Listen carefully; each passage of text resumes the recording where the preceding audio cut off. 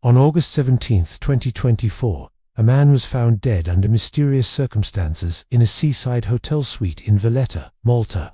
That man was Ali Hamdani, a high-ranking financial architect, whose death would unravel a story of espionage and betrayal. Hotel security discovered his body shortly after dawn, lying motionless in an untouched bed, surrounded by silence and unanswered calls. There were no signs of violence or resistance, only unanswered questions that deepened with every passing minute. Authorities swiftly sealed the 7th floor, blocking access while quietly escorting guests and staff away. Yet rumors still traveled beyond those closed doors, carrying fragments of suspicion that raised more questions than real explanations. Ali Hamdani was said to possess knowledge of hidden accounts, covert transfers, and secretive donors spread across several continents. His expertise had quietly shaped the financial arteries sustaining groups operating far from public visibility. Within hours, whispers claimed that a professional intelligence service had planned the entire operation with surgical precision. Observers wondered how such an important figure vanished without noise, struggle, witness testimony, or traceable involvement. What unseen decisions initiated this final moment, and why did they converge upon that quiet hotel room overlooking the harbor? Which hands guided the sequence that ultimately silenced one of the region's most discreet financial minds? Diplomats issued cautious comments while avoiding definitive language, fueling doubts instead of settling them. Analysts suggested more had occurred than authorities acknowledged, implying a complex chain of events would soon emerge from the shadows. As the sun ascended above Valletta, the truth remained hidden beneath layers of secrecy and conflicting agendas, marking the beginning of a clandestine chapter that would shake alliances, expose vulnerabilities, and redefine the boundaries of covert intervention across the Mediterranean. If you enjoy deep dives into hidden history, espionage stories, and unsolved geopolitical mysteries, then you are in the right place. These narratives thrive on curiosity, reflection, and a desire to uncover the truths buried beneath official silence. Share where you are watching from, join the conversation in the comments, and tell us which moment in this unfolding story captured your attention the most. Your voice shapes which investigations come next, and which secrets demand greater examination. Like this video so others can discover this story. Subscribe for more fact-based espionage chronicles, and activate notifications so you never miss another chapter in this evolving investigative journey. But who was Ali Hamdani, and why did his presence in Malta ignite such intense interest from the shadows? To understand that morning, we must explore the intricate world that shaped both his rise and his downfall. Born into modest circumstances, he demonstrated an early talent for numbers, strategy, and discreet negotiation. Over time, he became the architect of hidden financial pathways, carving channels across borders that avoided conventional oversight and traditional regulatory scrutiny. He operated silently, rarely appearing in public photographs, using encrypted applications, trusted intermediaries, and deliberately fragmented relationships to ensure no single entity understood the full extent of his network. Observers described him as controlled, calculated, and impossible to read. Associates claimed that even in trusted circles, he revealed very little, preferring guarded remarks and carefully selected words over open conversation. His work influenced regional conflicts, humanitarian funding pipelines, and covert financial alliances. Entire operations reportedly depended upon his ability to move resources without recognition, allowing actors to operate beneath the diplomatic radar. What compelled Mossad to pursue him so relentlessly, and why was he perceived as irreplaceable within the structure he supported? How did his role become central to a broader contest between powerful adversaries? The stakes extended far beyond one individual, touching on alliances, diplomatic arrangements, and long-term intelligence strategies. His removal risked destabilizing multiple interests, generating unpredictable consequences across several interconnected regions. This is not simply the story of a death in a hotel room, but the culmination of silent rivalries, strategic necessity, and decisions made by those who operate beyond public vision, where every action alters outcomes with profound and lasting impact. The early 21st century marked an era where regional tensions intensified, economic influence became weaponized, and intelligence agencies expanded operations beyond conventional borders, shaping international relations through surveillance, cyber capability, and covert financial disruption. Israel and Palestine remained locked in a long struggle defined by political division, territorial conflict, and ideological polarization. Each side viewed the other through the lens of existential threat, shaping strategy, diplomacy, and clandestine planning. Global alliances shifted unpredictably, with governments openly presenting diplomacy while covertly financing proxies, militias, and intelligence networks. Quiet cooperation existed alongside public rivalry, creating a landscape of unstable equilibrium and unpredictable escalation. Mossad evolved into a globally focused intelligence service, specializing in long-distance surveillance, silent infiltration, and strategic neutralization. Its operations often targeted individuals believed to influence threats indirectly through planning, logistics, or financial support. Meanwhile, financial warfare emerged as a dominant tool, allowing governments to disrupt adversaries without tanks, airstrikes, or conventional engagement. Funding became both lifeline and liability, creating pressure points more potent than traditional weapons. International banking systems struggled to track clandestine transfers masked through offshore firms, cryptocurrency flows, and layered intermediaries. Regulatory bodies attempted oversight, yet intelligence services frequently outpaced legislation, gaining informational advantage. Major powers quietly competed for influence across the Mediterranean, while smaller nations navigated shifting loyalties, balancing self-preservation with strategic alignment. Malta became a crossroad for diplomats, financiers, and intelligence personnel. Private banks hosted undisclosed accounts, holding capital controlled through encrypted signatures and multi-jurisdictional authorization. These mechanisms sustained ideologically driven groups, humanitarian organizations, and covert operations simultaneously. Rumors emerged that hidden funding streams strengthened operational wings within Gaza, Lebanon, and beyond. Intelligence analysts believed that dismantling financial channels could reshape outcomes more effectively than direct engagement. By this period, multiple regional agencies monitored offshore activities closely, sharing data selectively, concealing discoveries deliberately, and pursuing objectives independently.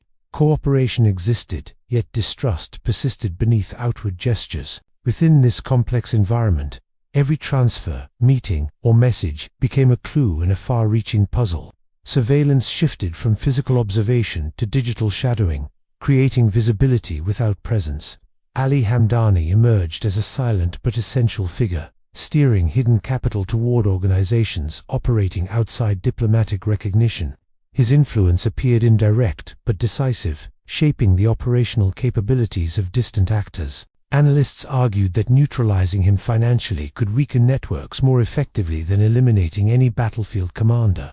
He represented architecture rather than execution, structure rather than tactics, foundation rather than facade. Thus, his presence in Malta coincided with a period of intensifying urgency, shifting intelligence priorities and expanding clandestine efforts, where every decision threatened to set unpredictable consequences into motion. Inside a secured wing of an intelligence facility in Tel Aviv, a classified task force reviewed fragments of data collected over several months, attempting to understand every detail of Ali Hamdani's movements, methods, and motivations with painstaking precision and strategic caution. The initiative reportedly began after analysts linked financial discrepancies to offshore entities registered under obscure identifiers, suggesting a deeper network organized with exceptional discipline and controlled by a single discreet architect whose profile matched Hamdani's distinctive operational signature. The decision to pursue non-direct intervention emerged gradually, shaped by concerns regarding diplomatic fallout, regional perception, and the possibility that overt action could destabilize delicate understandings among competing state interests across the Mediterranean. Analysts determined that monitoring Hamdani would require patience, sophisticated methods, and long-term strategic commitment, rather than rushed decisions or impulsive initiative. Surveillance teams studied digital footprints and encrypted communications, hoping to anticipate future developments rather than merely document past occurrences. Technicians developed layered digital observation techniques, allowing investigators to track financial signals while minimizing detectable interference. This strategy relied on comprehensive modeling, long-form pattern recognition, and extensive information cross-referencing. Diplomats remained uninformed, maintaining necessary plausible distance from clandestine decision-making. Official channels presented neutrality, while unofficial calculations continued behind closed doors, shaping strategies unknown to broader political institutions. The task force reportedly reviewed hundreds of theoretical contingency outcomes, assessing economic ramifications, public responses, and international interpretation. Every prediction influenced planning, guiding choices without absolute certainty. Operatives trained quietly, practicing cover identities, logistical movements, and professional procedures aligned with strict internal standards. Their objective was clarity, not improvisation, emphasizing preparedness over spontaneous adaptation. Field teams were positioned gradually, avoiding concentrated travel patterns or conspicuous arrivals. Each operative assumed separate responsibilities, ensuring no individual carried a complete understanding of the broader structure or final purpose. Technical units analyzed access points within Malta, studying infrastructure, entry protocols, and electronic vulnerabilities without interfering directly. They mapped connections between transportation hubs, hospitality districts, and financial institutions. Communication between units remained compartmentalized, maintained through indirect channels, ensuring information security. Messages were deliberately ambiguous, preventing knowledge leakage in the event of unexpected disruption or external interception. Analysts constructed a timeline predicting when Hamdani would relocate, assessing behavioral patterns, personal habits, and historical preferences. Their calculations suggested an approaching narrowing window, during which alignment would be favorable for coordinated implementation. Resource allocation expanded quietly, as additional support cells became available on standby, ready to adjust according to real-time developments. These elements included logistical teams, analysts, and remote oversight specialists. Strategists emphasized controlled pacing. Their intention was gradual application of pressure, not sudden escalation. Each adjustment occurred silently, creating momentum through calibration rather than spectacle. The operation required absolute subtlety, avoiding attention from local authorities, independent observers, or rival agencies that might seek advantage or interpret developments unfavorably. Every detail of the preparation reflected consideration, anticipation, and respect for the potential consequences of a poorly executed decision. There was tension, but also focus, discipline, and unwavering attention to nuance. This was not a mission born of impulse, but the culmination of observation, deduction, and strategic resolve, each step guided by a belief that one individual represented a turning point within a concealed financial conflict. Across every phase, the objective remained constant, precise execution with minimal disturbance, ensuring that nothing appeared unusual until the final moment concluded, and the objective quietly shifted into recorded history. August 16, 2024. 10:14 p.m. The operation moved quietly into its decisive stage. Operatives positioned themselves across Valletta with calculated patience, waiting for signals confirming Hamdani's final return to his hotel suite, overlooking the dimly illuminated harbor. Street traffic thinned steadily as night progressed, leaving only occasional vehicles passing under muted streetlights. The gentle rhythm of waves collided softly with stone barriers, masking subtle movements unfolding behind closed doors and concealed vantage points. Jam 7:07 p.m. A silent update confirmed Hamdani's presence in the lobby, accompanied by a private transport coordinator. He appeared calm, unaware of the observation taking place from positions both near and far beyond visible proximity. Security cameras recorded every angle, though external observers avoided interference. Instead, they cross-referenced imagery with pre-existing datasets, ensuring continuous awareness without disrupting normal hotel operations or attracting unnecessary attention. Jam 23:41 p.m. Hamdani entered Elevator 7, ascending toward the upper floors. Surveillance units monitored the lift mechanics and tracking systems, noting speed, trajectory, and approximate arrival timing as rehearsed throughout preparation.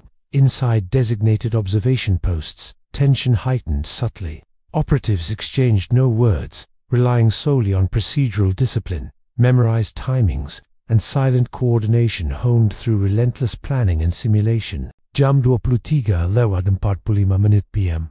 The corridor remained empty, echoing faint air circulation and distant nightlife. Electronic sensors logged minimal activity. Everything matched the predictive timeline assembled through months of analytical modeling. La 03 Alto M. The first operative signaled readiness, confirming equipment function and environmental viability. Precision guided every decision, reinforced by collective focus on the narrow execution window. Contained breathing, measured footsteps, and controlled movements defined each participant. Nothing appeared out of place, yet every step carried profound weight and irreversible consequence. La 026 Alto M. Internal communication channels synchronized, aligning separate teams across multiple sectors. The objective neared proximity, guided by structured coordination across geographically dispersed cells. Electronic indicators revealed Hamdani moving within his room. Lights turned on briefly, then dimmed. His routine followed patterns studied previously, reaffirming confidence in analytical projections. The city slept, unaware of the unseen structure unfolding around one silent hotel suite. Decisions materialized through deliberate motion, restrained confidence, and unwavering adherence to strategic sequence. La 052 Alto M. The final procedural stage, activated, advancing toward culmination. Remote analysts monitored external variables, ensuring no unexpected disturbances threatened operational alignment or overall integrity. Beyond the suite door, an atmosphere of normalcy persisted, yet unseen actors maneuvered with meticulous intention, adhering to rehearsed anticipation and disciplined timing. La 111 Alto M. A coded confirmation transmitted through encrypted channel structures, marking irreversible transition. The operation passed its threshold, moving decisively beyond preparation into implementation. Each action remained measured, minimized, and controlled. No chaos erupted, no signals betrayed unseen orchestration, and no outward indicators revealed the magnitude beneath the quiet stillness. 1:48 a.m. The final sequence reached conclusion. The objective was achieved quietly, without disruption, drawing no immediate suspicion from guests, authorities, or nearby personnel. Silence returned, uninterrupted and deep. Operatives dispersed individually, avoiding proximity, shared routes, or collective departure. Their disappearance mirrored their arrival, unannounced and unnoticed. By 2:37 a.m., the waterfront resumed its nightly rhythm, uninterrupted by what had transpired. Streets remained undisturbed, ventilation hums echoed steadily, and darkness concealed everything except distant reflections on water. The mission had concluded. Its outcome remained invisible to those unaware of the forces underlying the calm surface of a Mediterranean night. By sunrise, the hotel staff struggled to comprehend the unsettling discovery.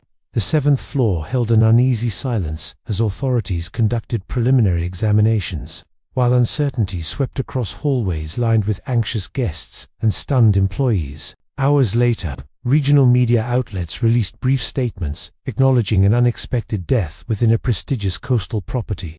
No specific details were provided, fueling conjecture rather than clarity, and increasing public fascination instead of reducing tension. Diplomatic circles reacted cautiously, issuing carefully crafted remarks that appeared formal yet indecisive.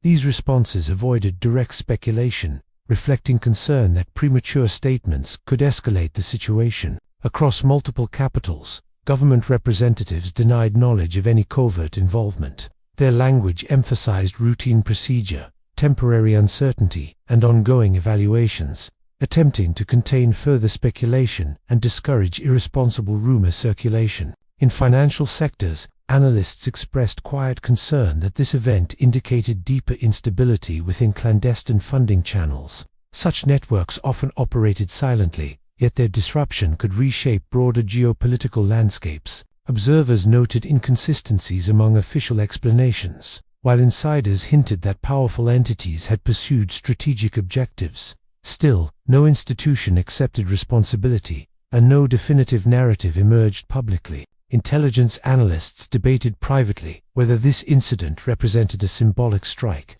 deterrent message, or strategic necessity. Their discussions reflected competing perspectives and varied interpretations of projected outcomes. Within Gaza, reports circulated concerning the sudden loss of a crucial financial coordinator. Community leaders expressed shock, acknowledging that unanswered questions overshadowed every conversation. Certain factions pledged unwavering continuity, vowing operational resilience despite perceived disruption. Their statements highlighted solidarity and resistance, asserting that financial operations would persist despite adversity. In contrast, several groups distanced themselves from speculation, avoiding association with uncertain narratives.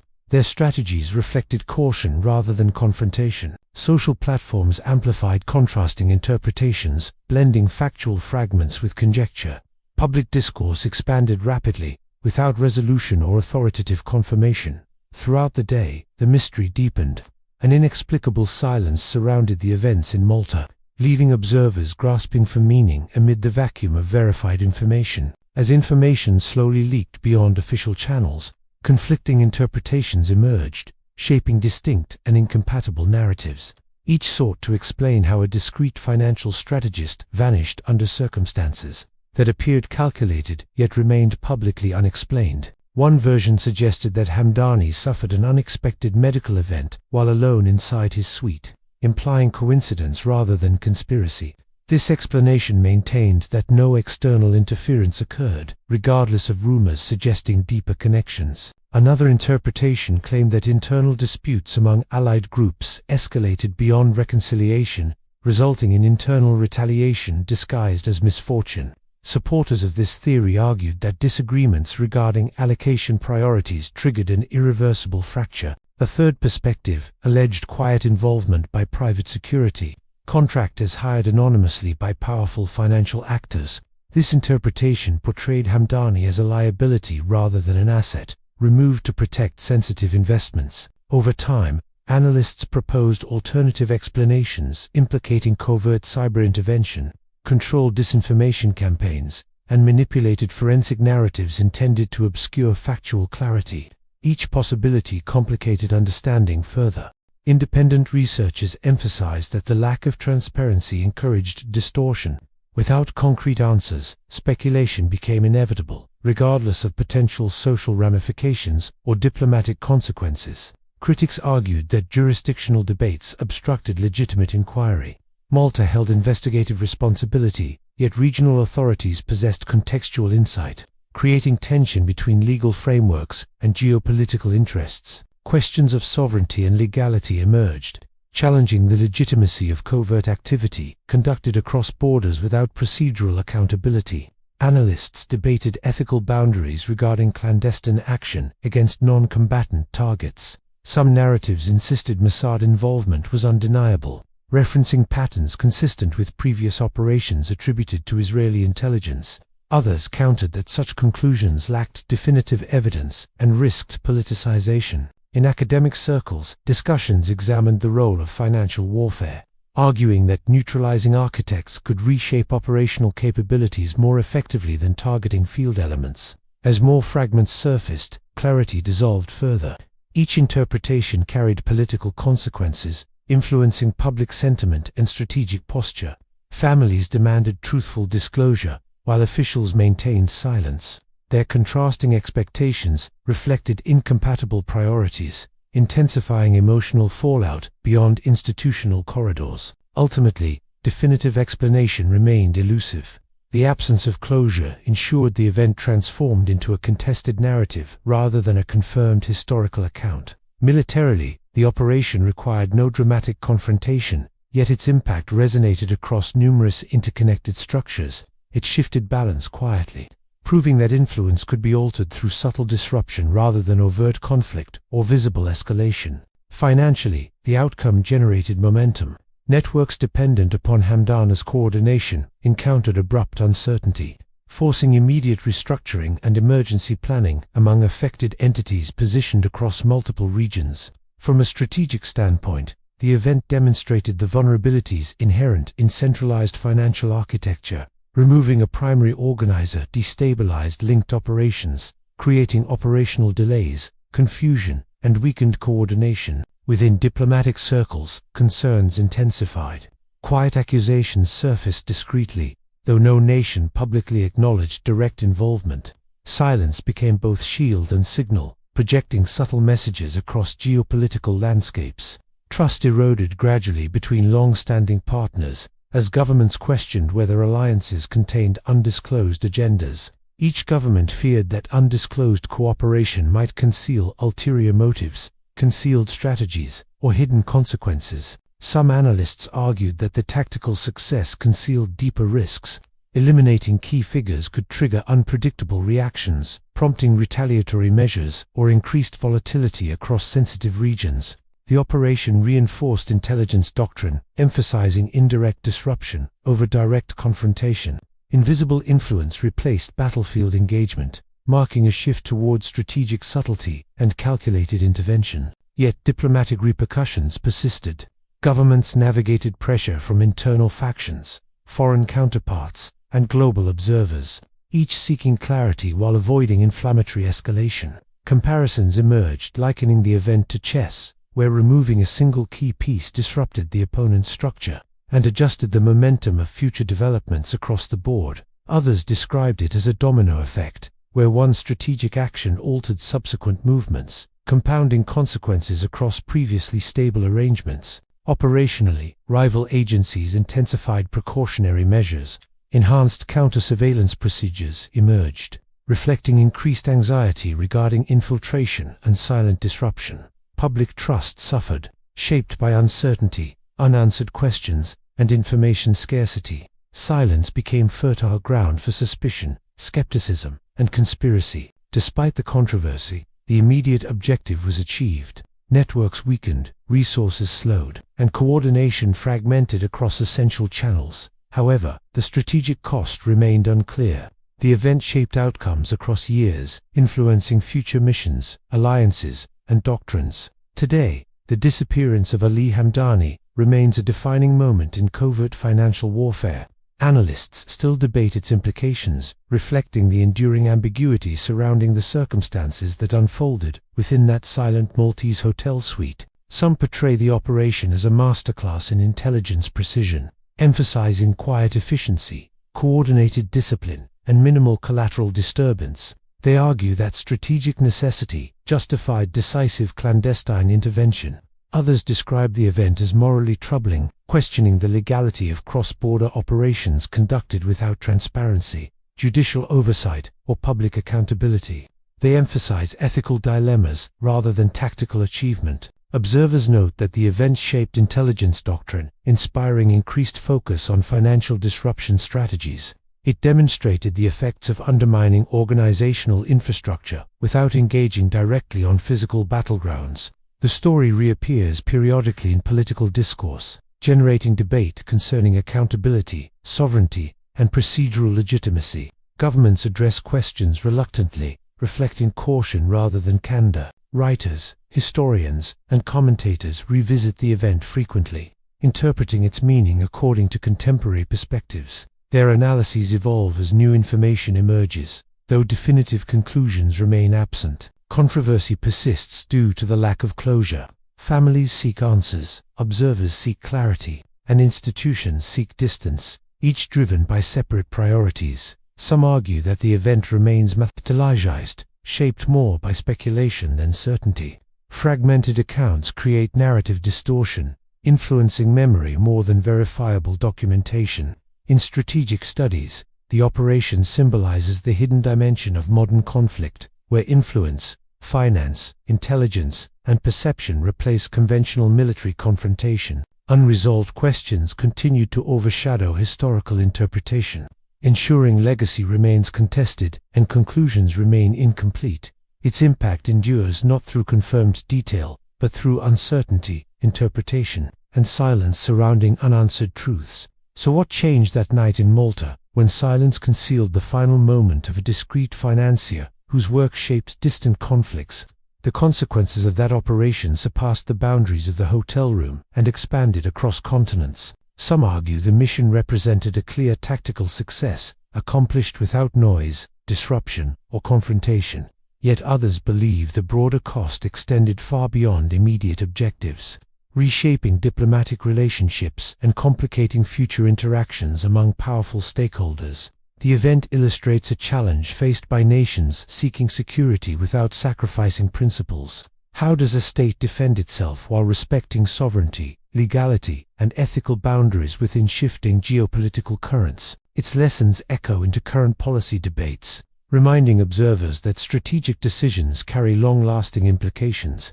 Actions executed quietly today may influence outcomes years into the future, altering relationships, risks, and responsibilities. Even now, uncertainties linger.